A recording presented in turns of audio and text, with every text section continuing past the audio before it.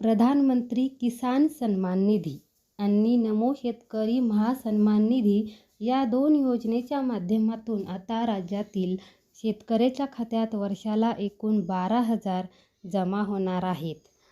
आपल्याला सरकार प्रत्येक शेतकऱ्याला केंद्र सरकार 2,000 आणि राज्य सरकार 2,000 असे मिळून महिन्याला 4,000 जमा होतात. आता त्या 4,000चं प्रत्येक शेतकऱ्याला त्याच्या शेतामध्ये उपयोगी होईल असं पाठवणार आहे.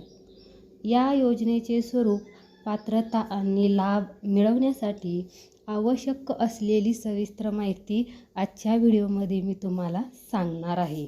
तर बघू आपण काय माहिती आहे. आर्थिक मदतीचे गणित म्हणजे तुम्हाला कोण 4,000 पाठवतं? वर्षाला 12,000. केंद्र सरकार 2,000 आणि राज्य सरकार 2,000 आर्थिक मदत म्हणून प्रत्येक शेतकऱ्याला देतात. महाराष्ट्रातील पात्र शेतकऱ्यांना आता दुहेरी लाभ मिळतोय. आता सध्या दोन्हीकडून प्रत्येक शेतकऱ्याला लाभ मिळतोय.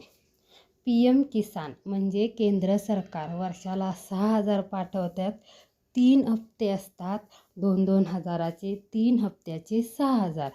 नमो शेतकरी म्हणजे राज्य सरकार वर्षाला तेही 3 हप्ते पाठवतात. 1 हप्ता 2,000चा, तेही 6,000.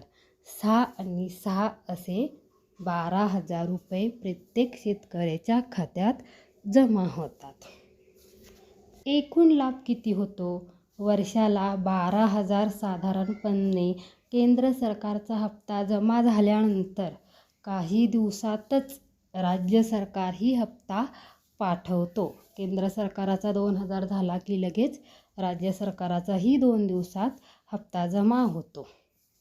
ज्यामुळे शेतकऱ्याला एकाच वेळी 4,000 प्रत्येक शेतकऱ्याच्या खात्यात जमा होतात. कोणाला आता इथून पुढे 1 एप्रिलपासून कोणाला लाभ मिळणार, कोण पात्र आहे, कोण अपात्र आहेत, आता ऑनलाईन सुविधा झाल्यामुळे सगळं ऑनलाईनवर समजतं.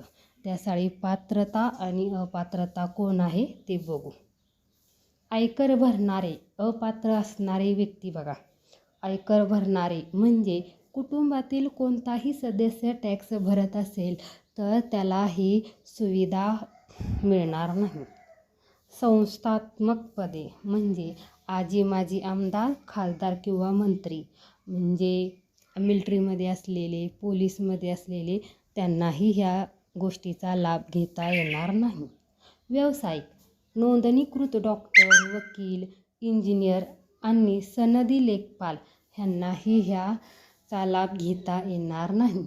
निवृत्ती कर्मचारी, 10,000 पेक्षा जास्त पेन्शन घेणारे निवृत्ती कर्मचारी, चतुर्थ श्रेणी कर्मचारी सोडून म्हणजे मिलिटरीवाल्यांना, पोलीसवाल्यांना पेन्शन मिळते आणि प्रत्येक 6 महिन्याला वाढते, त्यामुळे त्यांनाही लाभ मिळणार नाही. शेती नसलेले, ज्यांच्या नावावर स्वतःची शेती नाही त्यांनाही याचा लाभ घेता येणार नाही. ज्याच्या नावावर शेतच नाही त्यांना तर लाभ मिळणारच नाही. लाभ अखंडित मिळवण्यासाठी या 3 गोष्टी करा. जर तुम्हाला लाभ कंटिन्यू चालू ठेवायचा असेल तर त्यासाठी काही गोष्टी कराव्या लागणार आहेत. तर कोणत्या कोणत्या आहेत ते बघा. KYC, आधार प्रमाणीकरण पूर्ण असणे बंधनकारक आहे. हे तुम्ही PM किसान ॲप किंवा CASC केंद्रातून करू शकता. प्रत्येक शेतकऱ्यांनी KYC हे करणं गरजेचंच आहे. लँड सेडिंग तुमच्या जमिनीची नोंद म्हणजे 7/12 पोर्टलवर मॅप केलेले असणे गरजेचे आहे. आधार सेडिंग म्हणजे आधार लिंक करायचं. तुमचे बँक खाते आधाराशी जोडलेले असावे. म्हणजे आधार क्रमांक तुमच्या एखाद्या बँकेला जोडलेला असावा, म्हणजे त्या खात्यात तुमचे पैसे जमा होतील. त्यावर DPT डायरेक्ट बेनिफिट ट्रान्सफर सेवा सुरू असावी. म्हणजे डायरेक्ट सरकारने पाठवलं की तुमच्या खात्यात जमा होते. हप्त्याची स्थिती कशी तपासावी? तुमचे पैसे खात्यात जमा झाले आहेत की नाही हे पाहण्यासाठी काय करायचं, तर आपण हे पाहण्यासाठी बघू आपण काय करायचं ते. PM किसान पोर्टल, PM किसान गव्हर्मेंट इनवर जाऊन नाव युअर स्टेटस पर्याय क्लिक करा. म्हणजे तुम्हाला तुमचे सगळे डिटेल मिळतील.